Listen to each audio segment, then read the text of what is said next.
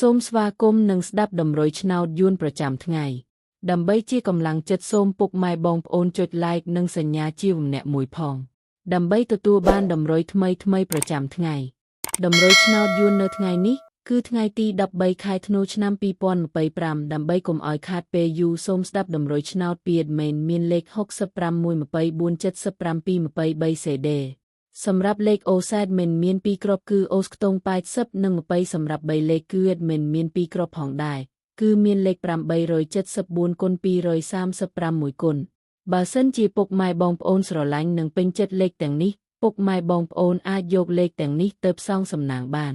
ពុកម៉ែបងប្អូនអាចចូល link ខាងក្រោមដើម្បីមើលលទ្ធផលឆ្នោតក្នុងក្រុម Telegram បានដោយគ្រាន់តែចុច link ក្រោម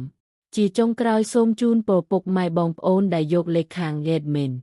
ទៅផ្សងសំណាងហេងយើងទាំងអស់គ្នាជូនពរពុកម៉ែបងប្អូនជួបតែសំណាងល្អនិងសុខភាពល្អសូមជម្រាបលាជួបគ្នានៅថ្ងៃស្អែកបន្តទៀត